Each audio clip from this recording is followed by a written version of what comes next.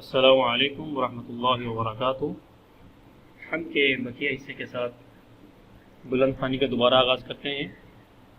صفحہ نمبر 2 کی پہلی لائن، یہ پیاری پیاری چڑیاں پھرتی ہیں جو چہکتی، قدرت نے تیری ان کو تصویر خواہ بنایا، رحمت سے تیری کیا کیا نعمتیں میسر، ان نعمتوں کا مجھ کو ہی قدرداں بنایا۔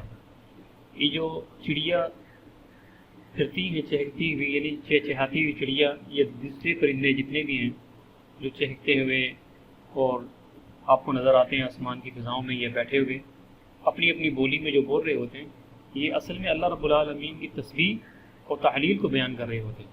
قدرت نے تیری ان کو تسبیح خواہ بنایا، تسبیح خواہ بنایا یعنی یہاں پر قدرت نے ان کو یہاں پر تسبیح کرنے کے لیے بنایا۔ رحمت سے تیری کیا کیا نعمتیں میسر، اللہ رب العالمین کی رحمت سے مجھے اور آپ کو کیا کیا نعمتیں میسر ہیں۔ سب سے پہلے ان نعمتوں میں اللہ تعالیٰ نے مجھے انسان کامل بنایا، اشرف المخلوقات بنایا، پھر مجھے اور آپ کو مسلمان بنایا، اور پھر اللہ تعالیٰ نے مجھے اور آپ کو کیا کیا نعمتیں میسر کی۔ ان نعمتوں کا مجھ کو ہی قدرداں بنایا، اور ان نعمتوں کی قدر مجھے ہی ہے کیونکہ یہ نعمتیں میرے پاس ہیں۔ اللہ رب العالمین کی جو نعمت میرے اور آپ کے پاس ہے، میں ہی اس کی قدر کو جانتا ہوں۔ مثال کے طور پر اللہ تعالیٰ نے مجھے اور آپ کو یہ آنکھیں دی ہیں خوبصورت، اس کی قدر میں جانتا ہوں، مجھے زبان دی ہے بولنے کے لیے۔ اسی طرح ہر نعمت کا تذکرہ اپنے اوپر آپ سمجھتے جائیں، اور ان نعمتوں کا مجھ کو ہی قدرداں بنایا، میں ان کی قدر جاننے والا ہوں، ان نعمتوں کی قدر کرنے والا ہوں۔ آب رواں کے اندر مچھلی بنائی تو نے، چلتے ہوئے پانی کے اندر مچھلی کو بنایا تو نے۔ یہ مچھلی سمندر کی مخلوق ہے، پانی میں رہتی ہے، مچھلی کے تیرنے کو آب رواں بنایا تو نے، اور مچھلی کے رہنے کے لیے تو نے کون سا بنایا؟ چلتے ہوئے پانی کو بنایا۔ جس طرح میرے اور آپ کے لیے رہنے کے لیے زمین، اور پھر اسی طرح مچھلیوں کے لیے اللہ رب العالمین نے آب رواں جو کیا بنایا، رہنے کے لیے وہ کیا ہے؟ پانی کا سلسلہ ہے، دریا ہے، سمندر ہے، تالاب ہے، جھیلیں ہیں۔ یہ ہمارے گھر کے اندر چھوٹے چھوٹے وہ ہم مچھلی بناتے ہیں، مچھلی فارم وغیرہ بناتے ہیں، یا آپ نے اکثر دیکھے ہوں گے آپ کے گھروں کے اندر چھوٹے چھوٹے فارم ہوتے ہیں شیشے کے جو آپ بناتے ہیں، اس میں مچھلیوں کو رکھتے ہیں۔ تو مچھلی بغیر پانی کے نہیں رہ سکتی، اور میں پانی کے اندر نہیں رہ سکتا۔ مچھلی کے تیرنے کو آب رواں بنایا، اور مچھلی کے رہنے کے لیے تو نے پانی بنایا۔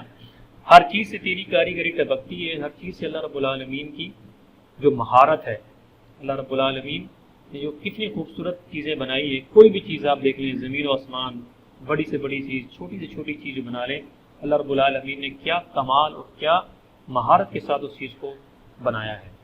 یہ کارخانہ تو نے کب رائے گاہ بنایا، یہ دنیا تو نے کب بیکار بنائی۔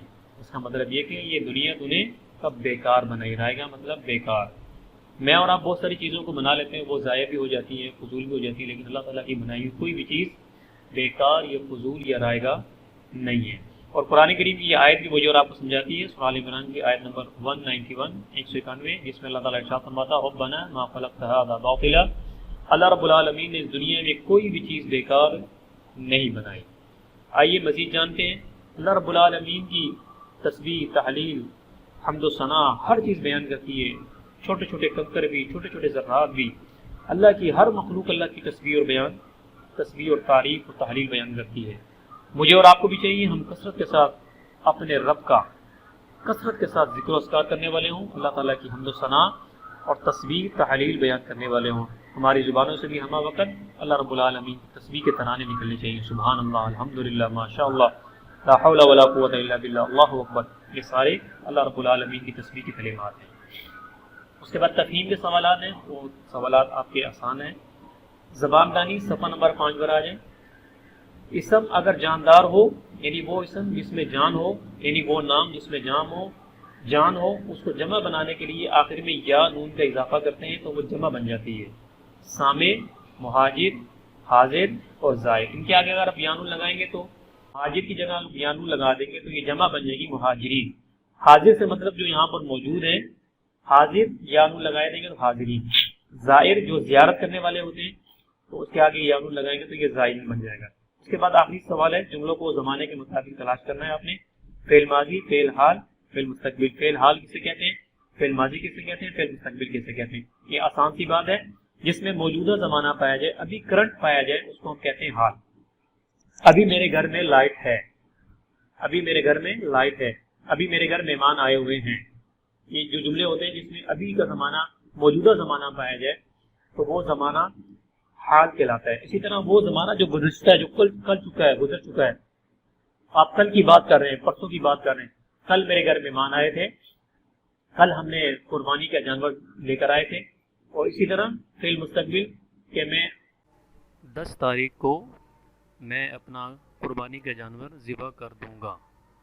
یہ فی المستقبل ہوتا ہے جس میں آنے والے زمانے کا معنی پایا جاتا ہے. امید ہے آپ کو یہ بات سمجھ آ گئی ہوگی. السلام علیکم ورحمۃ اللہ وبرکاتہ.